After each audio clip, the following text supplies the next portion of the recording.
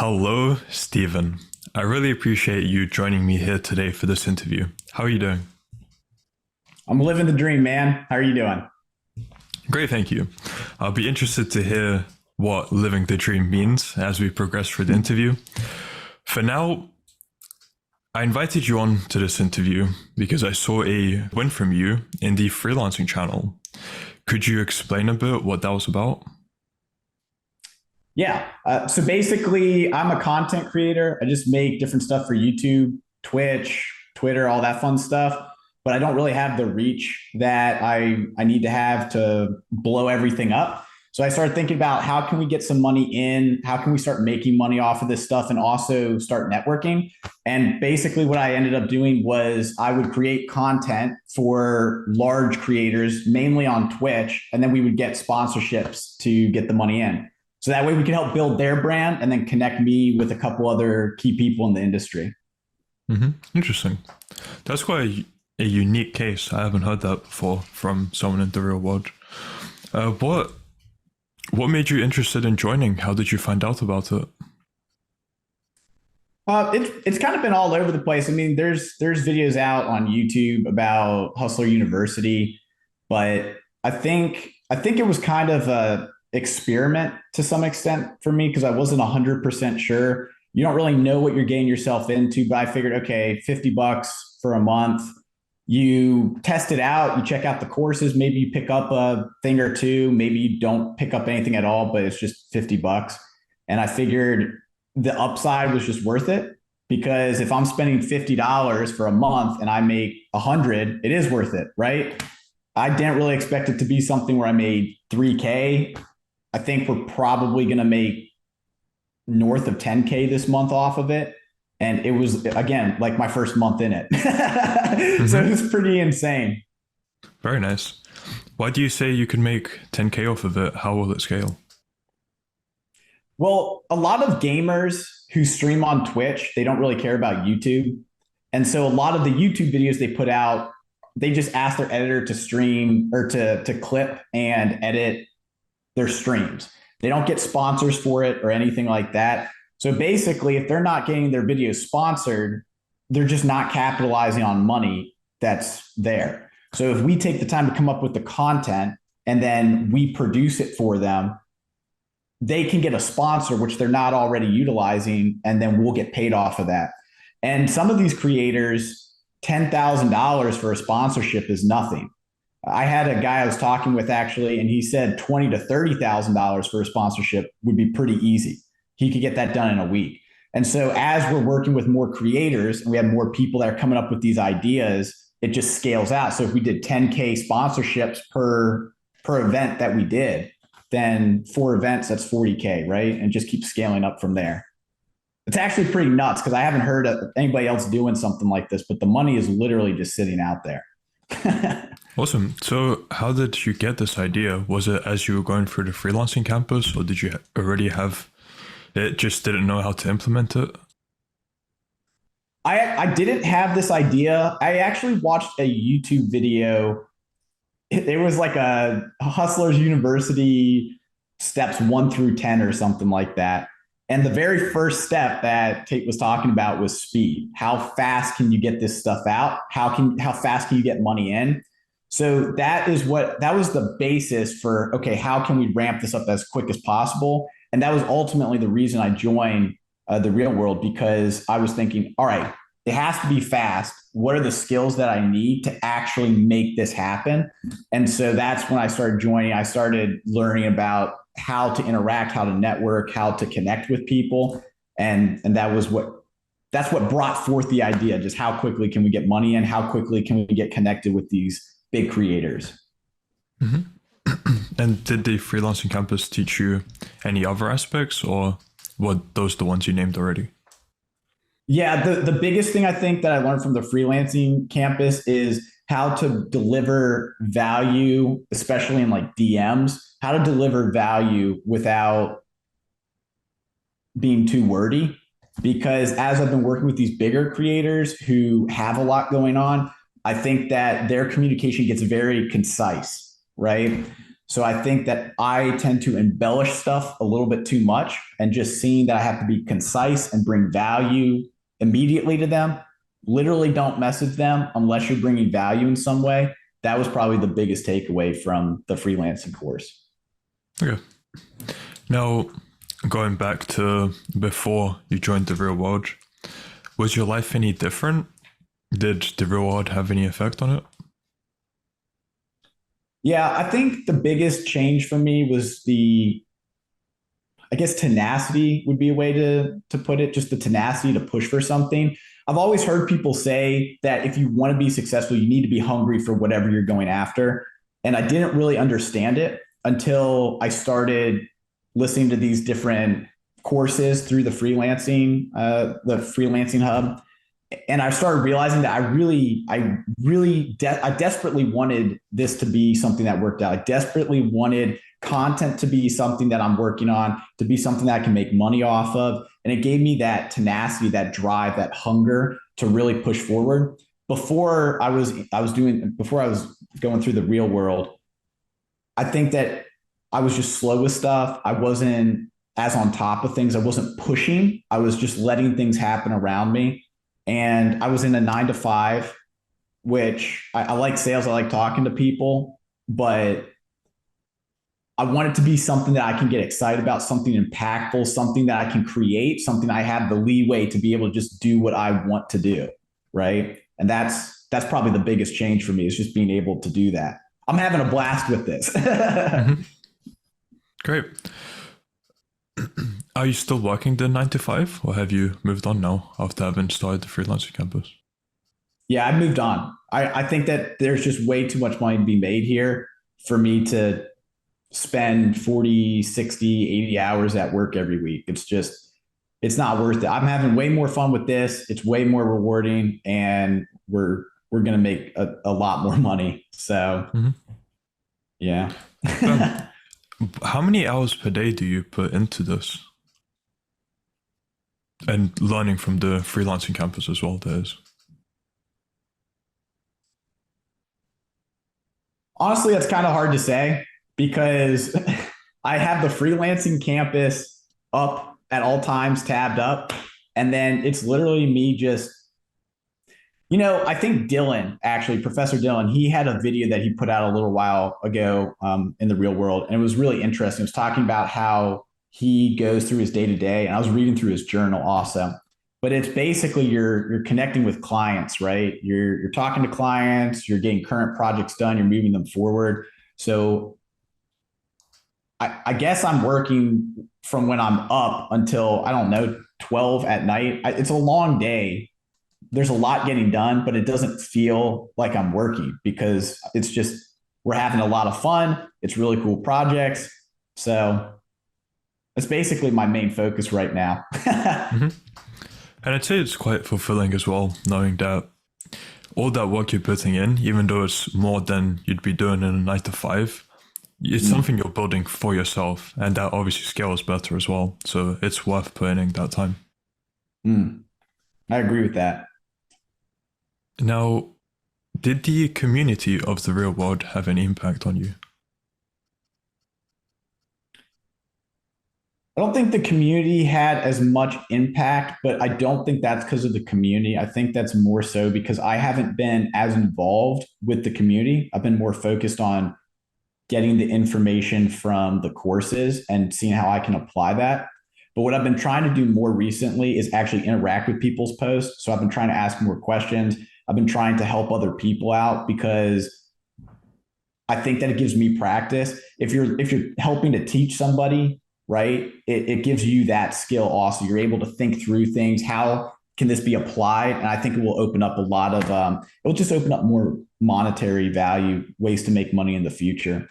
So I haven't been as impacted right now, but that's something that I want to be more a part of in the future. Completely fair. What was the biggest challenge you faced when first going through the freelancing campus? Were there any? I would have to say it was being able to message some of these bigger creators because they're celebrities essentially. So it's really intimidating, or it's pretty intimidating just to message somebody like that. And then on top of that, you have to think, all right, how am I bringing them value? And it's really easy to get in your head with that stuff. And I think that it was difficult for me to actually do the stuff because I was in my head thinking, well, they're not going to want this. They're not going to find value in this. Maybe even that we're charging them too much, all this stuff. And it wasn't until I just started doing it. I think one of the challenges was send out 20 emails or 20 messages with a template for outreach. And once you do that, you can get it checked. You can get you basically can get it edited by the rest of the community. And so I just made it a habit. I just have to send this stuff out. I just need to start doing it. Maybe people absolutely hate it. Maybe I'll get people to reach back out to me. And I think that through that trial and error, I was able to overcome the nerves and the overthinking. Yeah, I like that. And now on the opposite end, would you have 3 biggest lessons you could discuss that you learned from the real world? I think the number one is it is absolutely shocking how many different ways there are to make money. It's insane. And there's so many different ways to make money that are completely untapped. And so I think it's easy to overthink how you're going to do it.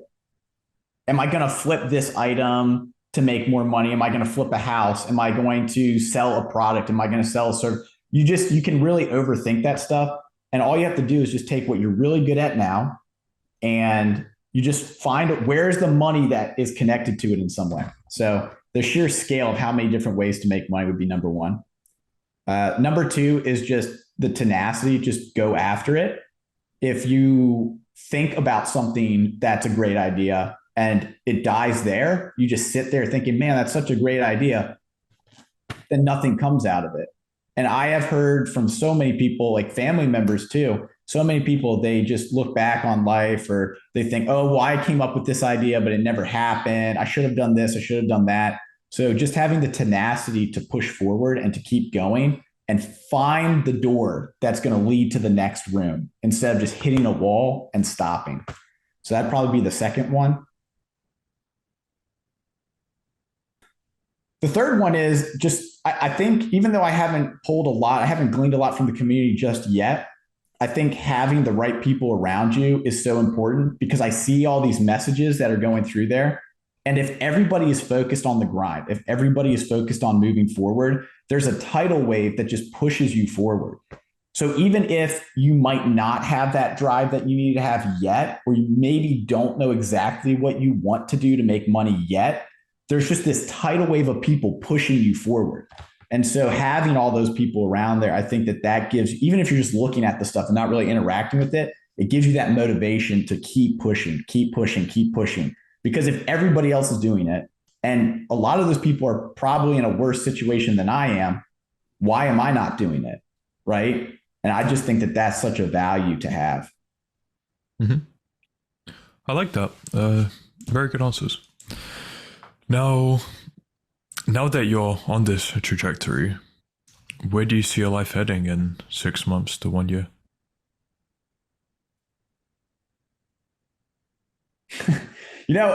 This stuff is kind of growing so quickly that I don't even know if I can quantify where I'll be at. I'm married, for example. One of my big goals is to retire my wife. She's working currently. I really want her, she wants to get into filmmaking. And that's a really big goal of mine. I want to be able to make enough money off of this, where she can go do what she wants to do. She can enjoy herself. She's not as stressed. That's a big thing for me. I think that we could help out a lot of people around me too. One of the guys that we work with, he lives in Colombia and he doesn't make a ton of money there in Colombia. It's kind of a tough situation for him. And by doing this stuff with him, we're kind of giving him a hope and future, something that wasn't possible before. And so it's less about my life and where I see myself. It's more about, I kind of salivate at how many people we're going to be able to help and the lives that we're going to be able to provide for other people simply because we're putting in the work now to do it. Mm-hmm. That's beautiful. Yeah. Would you be able to go into a bit more detail on how your business model brings money in, or is that something you'd prefer to keep confidential? No, I'd be happy to talk about it. I think that that is one of the important things about the real world also is it's everybody just working together to get ahead, right? Everyone's just trying to work together. So yeah, I'd be happy to. Basically, if you're a gamer and you stream on Twitch, you're not as focused on your YouTube side of things. So you're not focused on the YouTube videos. You're not focused on really anything about YouTube. You just kind of put your content out there. Usually an editor runs it for you. You don't have to think about it. And so basically what we've done is we've taken advantage of that because if you look at Mr. Beast, every video is sponsored and he gets a ton of money from sponsorships on those videos. So if they're not getting their video sponsored on YouTube, then we can create the content and we just ask that they get a sponsor for the video and that's how we get paid. So it's actually free to them. It's free to the content creator. It provides a ton of value to them because they're getting content that's different from the norm. It draws a lot of people in. They get a YouTube video out of it, which again is going to help build up their brand. They also get paid off of the YouTube video because of ad revenue. So when we ask them if they can help get a sponsor for the video using their platform, they are more than happy to because they want us to get paid so we can keep doing this stuff. And it's just a cycle. It works out really well. But I think that it's really interesting because nobody's really taking advantage of this. So if someone, for example, is a big thinker and you're always in your head, you're thinking of different ideas. I know specifically in the creating space, why not try to connect with these larger creators and sell them your content ideas? You know, you put in the effort to come up with the idea. You put in the effort to put the team together who can actually run this stuff. You actually host it. And then you just, all you're asking is that they use their platform to get a sponsor. And that's all you're going to get paid off of. So if you get $1,000, you get $1,000. If you get $100,000, you get $100,000. And they're not taking advantage of that money already. So they usually don't have a problem with it. And I think that you can probably take that to other industries also, because I think there's probably a lot of industries out there where if you just think up what is the problem they're currently having, and you find the solution where it just pulls money in, it's kind of a no-brainer for them. Like they'll get sponsorships for you, no problem, as long as you're providing an immense amount of value to what they're looking to do.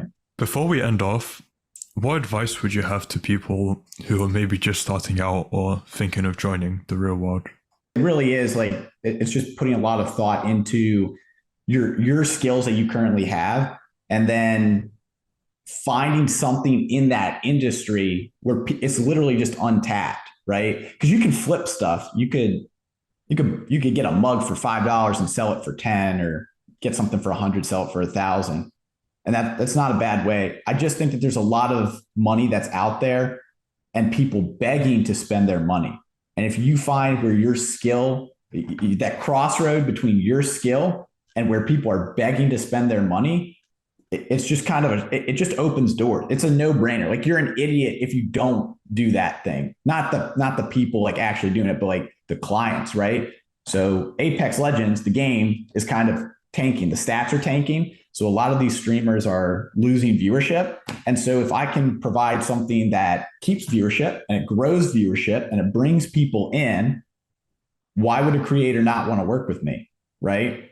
So if people find that crossroad, doors will just open. It makes it really simple to provide that value. It's all value driven. You need to have it. All right. So Mr. Beast, his whole thing is that you need to have the absolute greatest video of all time. People have to click on it and think this is going to be a good video, but then you blow their mind. It is way over the top, more than they could have ever dreamed or imagined. That's why so many people come back and watch them. So if you take that model, you can apply it to literally whatever you're doing. You have value, you create something that has so much value. People click into it thinking, okay, what's this DM about? Oh my gosh, this is life-changing. I've never seen this before. I need this. And then that's the value you have to bring.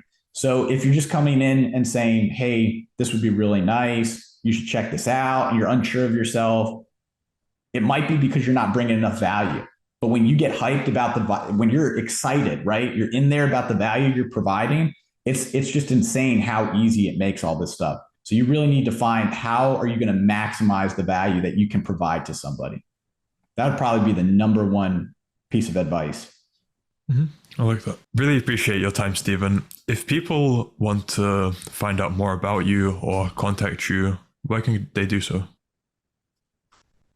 Twitter, Twitch. Twitter's probably the best place, honestly, but I stream on Twitch also. It's just Aeon, AEON, FMC. It's that simple. Okay. So Twitter, Twitch, YouTube as well, Instagram. All Yep, platforms, same YouTube. name. Not so much on Instagram. It kind of has a negative trend for the gaming space right now. Interesting. Okay. I'll add all of these to the description of the video. Again, I really appreciate your time. Thank you for coming on, and I wish you all the best. Thank you. You as well, man. I appreciate it. Goodbye.